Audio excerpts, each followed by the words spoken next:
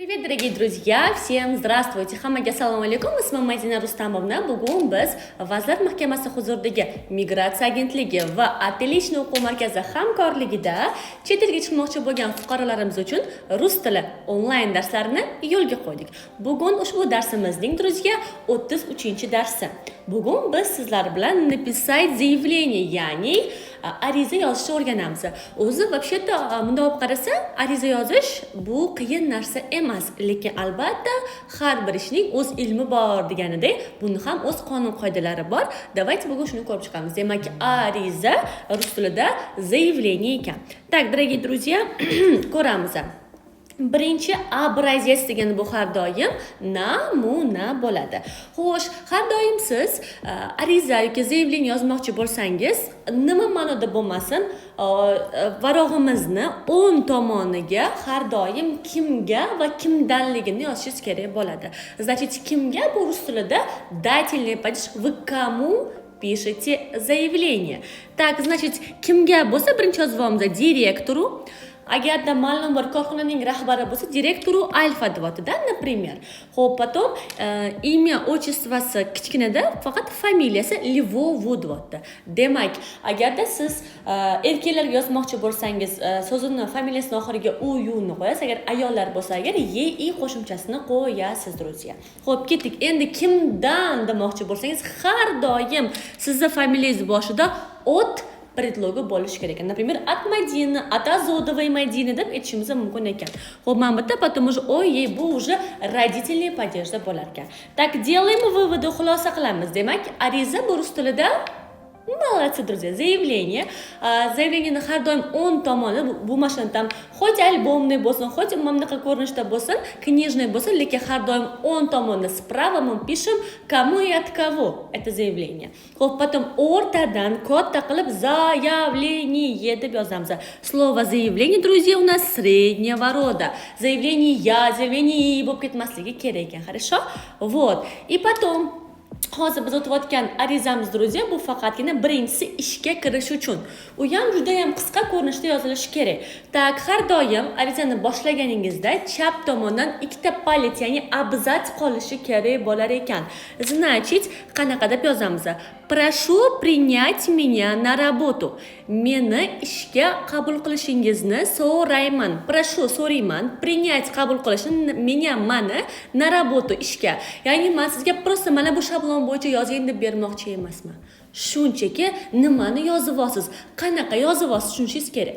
O'zi umuman olganda ko'plab ish korxonalarida tizimlashtirilgan sistemasi bor korxonalarda sizga namuna beriladi yoki-da можно мне образец namuna bera olasizmi desangiz berishadi, lekin o'shanda ham ahamiyatli bo'ling, sizga qanaqa namuna berilyapti, qanaqa yo'nalishda berilyapti. Misol uchun siz u yerga ish o'rganuvchi bo'lib keldingiz, lekin sizga direktori arizasini beryapti. O'shanga men shunaqa deb yozamanmi deb so'rash esingizdan chiqmasin.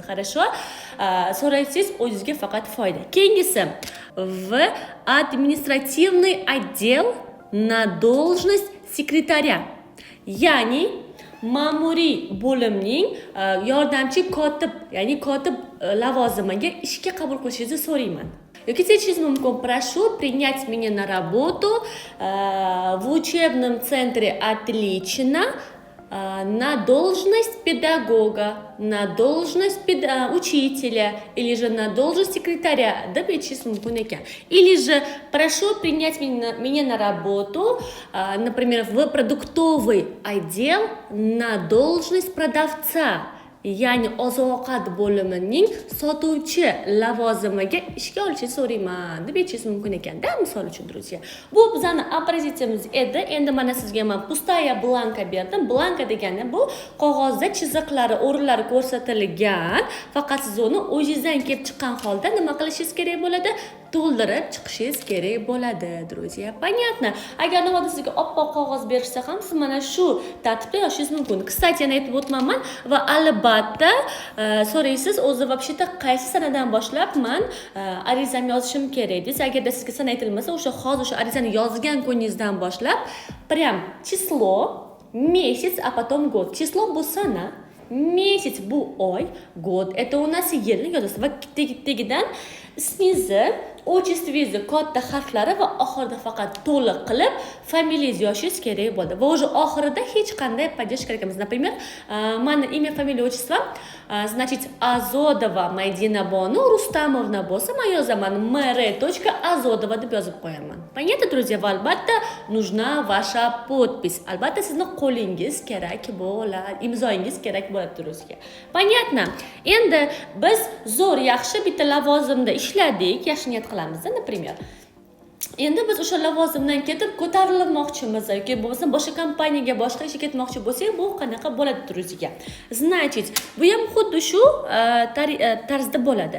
Образец номер 2 bu ikkinchi raqamli namuna. Yana 10 tomoniga arizamizni kimdanligini yozamiz. O'rtada тоже заявление, demak ishga kirish va bo'shash arizasini yozish tartibi bir xil, faqat farqi mazmunida, ya'ni tekstida bo'lar ekan.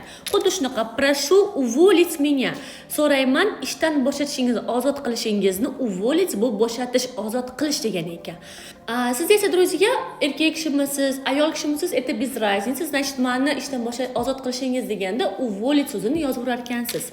S занимаемой должности, egallab turgan lavozimimdan, по собственному желанию, o'z xohishimga ko'ra.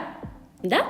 И потом qaysi sanadan? S 22 июня 22 iyundan 2021 года 2021 yildan deb faqat числоlarda родительный падежda yozasiz. Ya'ni bu ma'nosi, значит 22 iyun 2021 yildan boshlab o'z xohishimga ko'ra egallab turgan lavozimimdan ozod qilishingizni so'rayman deb yozishingiz kerak bo'lar ekan. Va как всегда tagida, значит, ariza yozilgan sanasi, sizni podpis va xuddi shunaqa familiyangiz yozilishi kerak ekan, друзья. Вроде легко, faqat iltimos qilaman, образецga qarab yozsangiz agar o'zingizga lekcha bo'ladi. Va albatta o'sha yerda mas'ul xodim bor, arizalar bilan ishlaydigan, so'rang. Вы можете мне помочь?